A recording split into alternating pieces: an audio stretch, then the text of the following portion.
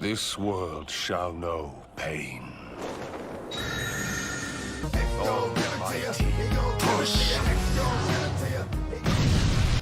The ancient dragon Labresca, scourge of all dragonkind, reigns over the Golden Mountain as its master. The other dragons live in the shadow of the mountain in hiding. Labresca obtains the god-consuming flame Yinix and challenges the authority of the gods. These gods break her wings, cut off her 4 limbs, and send the Golden Mountain into an eternal winter. Labresca seemingly dies, but Yinix and something else allow her to live a second life. From Labresca's first death, 7 new lives are awakened. The creatures are called the 7 Witches of Everrost, by the people living beneath the mountain. In the absence of the Golden Dragon, the witches use their mystical powers to protect the inhabitants of the region from dragons, but also take on human sacrifice. The 7th witch, Arithia, falls in love with the human called Silvron and forgets her duty.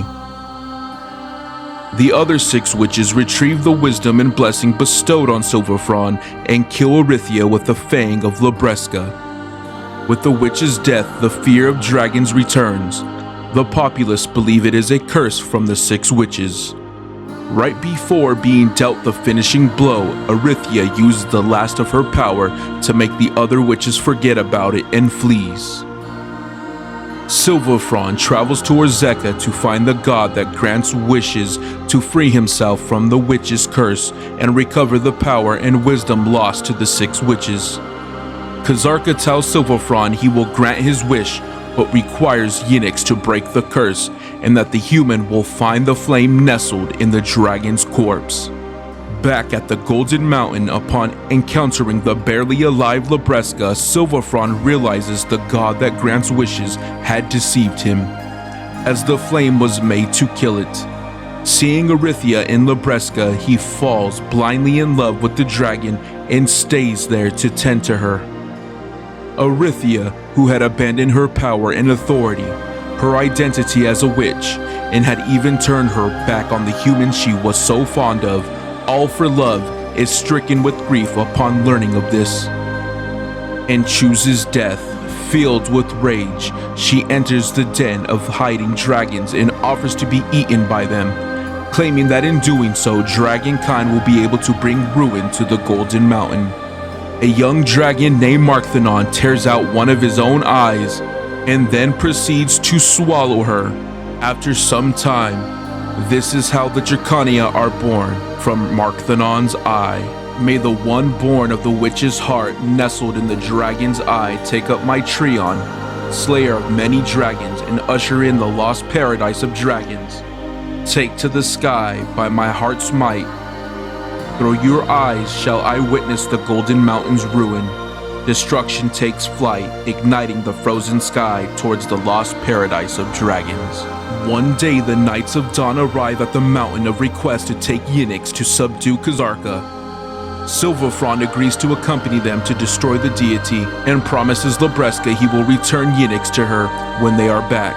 As the flame is the dragon's lifeline, the mountain without Yinix is enveloped by the deathly eternal winter. When they arrive at Orzeka, Silvron and the Knights of Dawn use Yinix to kill Kazarka. Bahit La Lacona observes the event. Orzeka is destroyed. On the way back to the mountain, Jacania ambushes the group and murders Silvron. The Knights of Dawn take Yinix and flee. After the conflicts in Orzeka created from the death of their god calmed down, Bahit La Lacona travels to the mountain to serve Yinix. Upon arriving, to their shock, they find that Silvron and the Knights of Dawn never returned Yinix to Labresca. Labresca begins to lose her sanity and something is gnawing at her from within. The encroachment she suffers from within can only be kept at bay by Yinix, and without it, she is slowly being consumed by it. The encroachment's true form is that of the Black Spirit of Origin.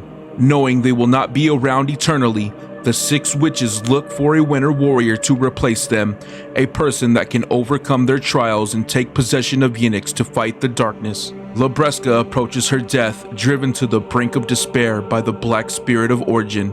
From her tears, the Ojinxini are born. Once she falls silent and stops moving from her wounded flesh, the Abets are born. Finally, from her well-guarded embrace comes forth those covered in dragon blood. They would be later known as the Guardians, born from dragon eggs. This is the true story of Jacania and Guardian and how they came to be. Hear my plea, O benevolent God, obscure thy traces from this world. The Guardian, master of the holy flame Yinix, drenched in the blood of the ancient dragon, seeks thy ashes.